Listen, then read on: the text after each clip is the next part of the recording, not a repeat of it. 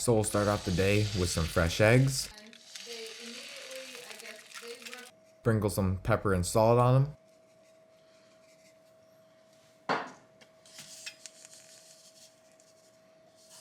Slice some homemade bread. And spread some jelly on it.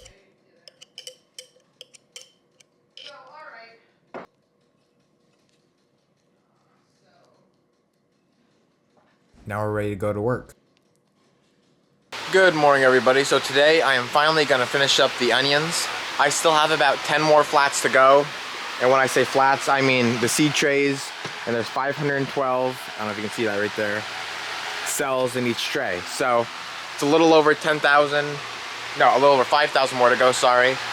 So that shouldn't take me too long. And the nice part is that if you watch my recent videos, you've seen that I was using these pelleted seeds. If you can see them through there. And that makes it so much nicer and faster to seed them and get the job done and over with. So obviously to start, I need to fill my tray with some soil. The problem is that with this sitting here for the past couple days, it kind of starts to dry out. You can see there's not a lot of moisture in it. And so what I'm gonna have to do is get the hose, run some water in there, and then mix it up so that way I just have a little more moisture in my soil.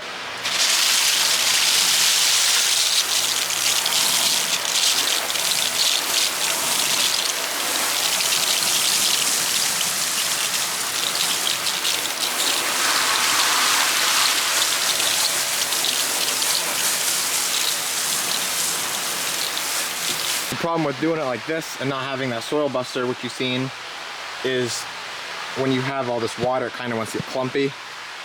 So I have to make sure I mix it really well and then get those chunks broken up so that I'm not putting those chunks inside of my cells, and then the soil will be more compact and it's just not as good for the seed to try and germinate. So while I'm mixing the soil, Mom is grabbing flocks and moving them down to the other end of the greenhouse because it's time to put the onions that we already seeded in the greenhouse or in the seed room here and bring them out. That way I have room to put the new onions that I'm seeding in here. So I'll show you this in a minute. You can see the onions now are doing really well. I remember showing you guys when they were just first starting to come up, and now finally they're up really nice for the most part. Some of them are still coming, kind of slow. You can tell this Red Defender variety is just a slower variety compared to the fastest, which is the Superstar. Second was the Great White, and then last was the Red Defender. So Mom's getting ready to move them now. She's checking them for water. It's really hard to see what needs watering in the seed room just because of all the vermiculite on there. You can sometimes see it when it really starts to get dry. Like a patch will get like a little bit lighter colored, like whiter, and this is kind of more yellow.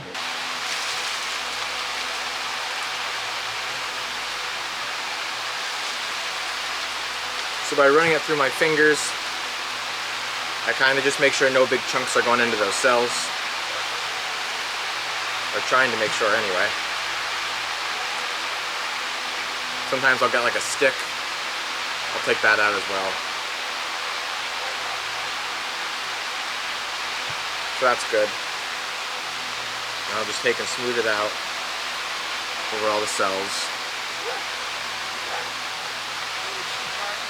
Take my stick.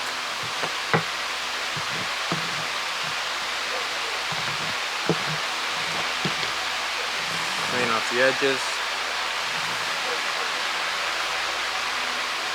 And then I'm good to go.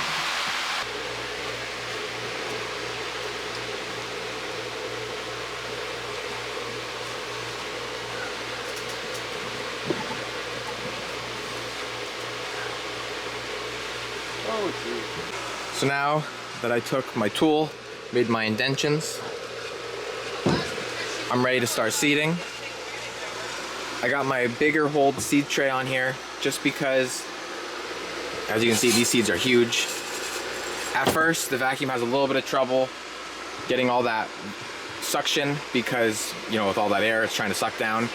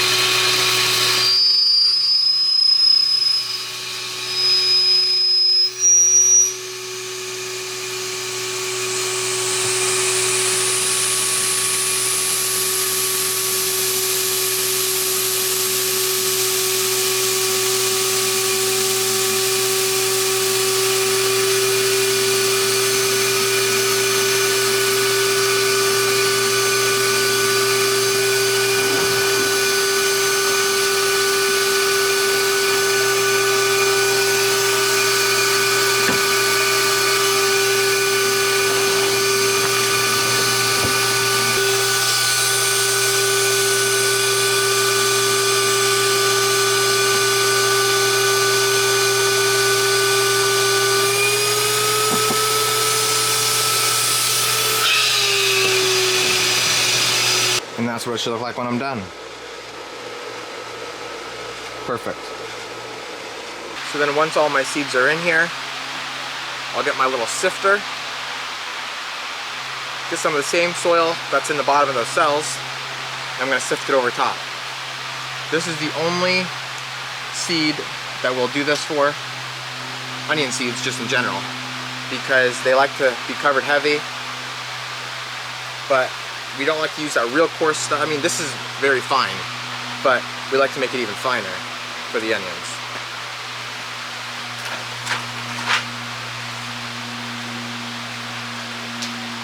So then once I get my layer on there, I'll just take my hand lightly and feather that out. And then it will go in the seed room to get covered with vermiculite. One of you guys have asked me in the comments, have you ever got the exact amount of seeds perfectly in every hole without having any extra? And the answer to that question is no. I actually have never tried to though, but I'm going to now, just for you. The only reason I don't is because it actually makes it a lot simpler to have some extra seeds in there to roll around. If I only have 1 or 2 holes left and 2 seeds, trying to jiggle them around to fit it in those exact holes, it makes it difficult. Instead of when I have 15 or 30 of them rolling around, it's simple. I don't have to try and jiggle them so hard. You can even see how now when I'm getting to the end here, it's a little bit difficult, but I still have probably 25 to 30 seeds left on that tray.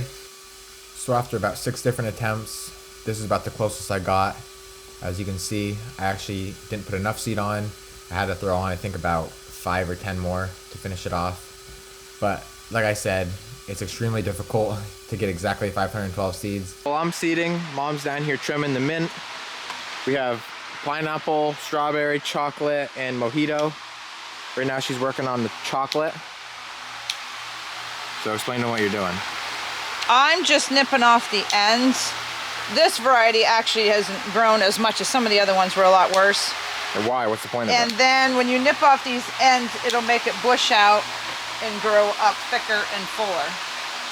Some of the other ones were actually starting to grow into each other, and you don't want that either. You want to keep them separated. So if you just nip off the ends a little bit, mint grows really fast. They'll come right back, and they'll come back bushier than what they were fuller. So I just take the big ones, just clip off a little bit. Smells kind of like chocolatey. Mint. I don't do them all. These will need to be trimmed at least once, probably 2 more times before they actually even go out for sale anyway. All right, so this is the final tray. Dad's gonna take and cover the seeds with a light layer of soil, just like I did before.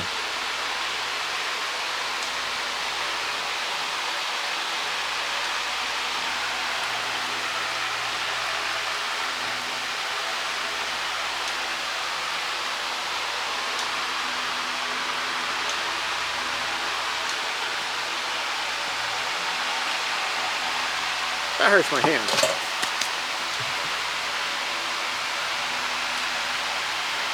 I'll just take and feather it off real light.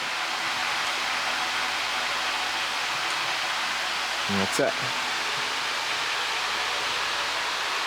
Okay.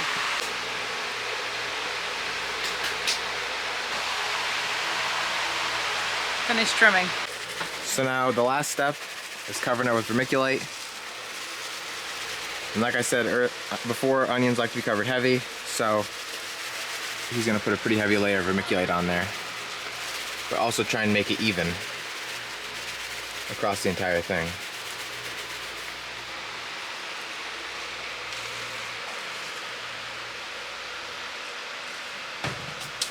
So then now that's done, it'll get brought over here to this back right corner where we did the rest of them. And then that is it for the 2022 onion seeding season. And then it'll only be a couple months and then we'll get into the planting season. So now that we're done in the greenhouse for a little bit, we're gonna move outside to start bagging some corn for the market.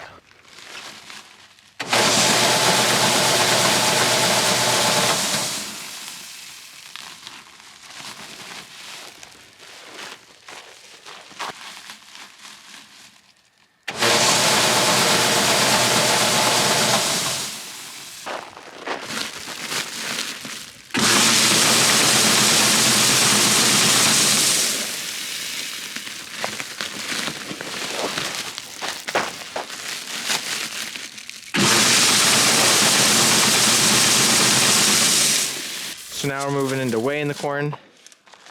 When I bag it, I try and get as close to 50 pounds as I can. Obviously, I'm not exact. So then we have the scale, and we actually put like 51 or 52 pounds in just so that there's no question about it. It's definitely 50 pounds or over.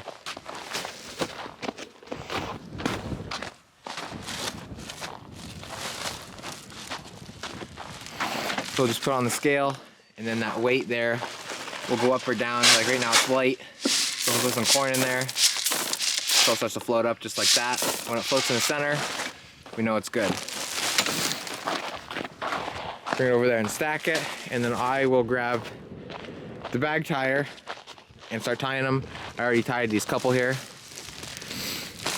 And if anybody locally watches the channel and buys our corn, you can just grab the string on the right side, cut it, and then you can just pull that right out of there and there's no issues. Jeez. Gonna take the knife, wait. All right, and he's gonna cut that right there.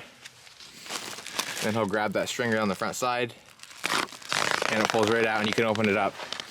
It's really nice when people return the bags because it saves us money, and they're almost like brand new because you can't even see those holes in there. It's kind of hard walking around right now because we just got like an inch of solid ice. We should almost have cleats on, but we're making do.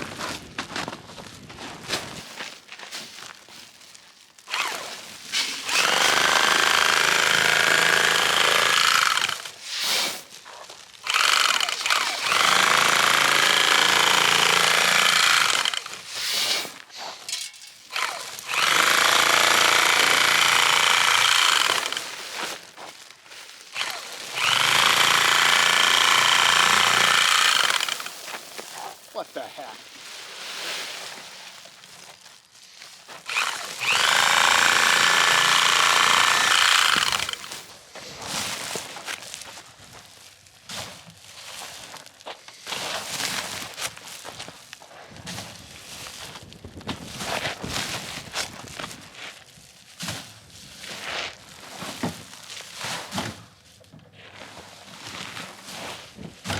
So corn's bagged, we took it out to the market, unloaded it. It was actually pretty busy out there. It was kind of nice.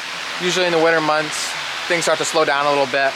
And now that plants and everything are starting back up and warmer weather's starting, the people are starting to come out more. But so anyway, while we were out there, Mom was in the greenhouse here, making sure everything was okay, fertilizing a little bit. I'm gonna go over and talk to her now because you guys have been asking what kind of fertilizer we have been using. I think we've been using 2 or 3 different kinds. I see on this bucket here, which I'm not 100% sure if this is actually what's in there right now. It should be. That is 15, 16, 17, and we have a 13, 2, 13 we're working out of. Now, I think she was using something a little bit different. Actually, it's right here. To fertilize just our seedlings, which is that right there. I'm gonna go ask her what that is exactly, just so you guys know. So my camera's about dead and I wanna get this video finished up, but I wanna explain to you quick what my parents just explained to me. So, and I'm still learning too, so bear with me here. But the 13 to 13 is what we're using right now on the plugs, but this is 200 parts per million, and I think my dad cut that in half to like 50 or 100 parts per million because you don't want to put 200 parts per million on a small little plug like that. It's just too much.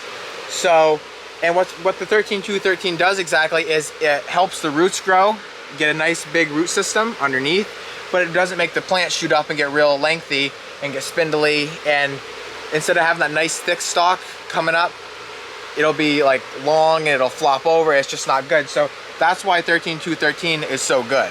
I can't explain to you exactly what the numbers mean, but I do know that in the 13-2-13 it has a high calcium and magnesium content, which is good for these little small plugs. And even when they're bigger, if you up the parts per million, it's very helpful as well. So that's about all I'm gonna say for fertilizers for right now, because like I said, I'm still learning and my parents are off doing something else right now, they're busy. But I can promise you within the next video or two, I'm gonna do a whole video on just explaining fertilizers extremely in depth, so that way you guys know what to put on your flowers or any kind of plant coming into this next season, because we get that question all the time at market, and I understand how confusing that can be. So with that being said, I'm gonna call it a wrap for this video, and as always, thank you guys for watching, and always remember, it ain't much, but it's honest work.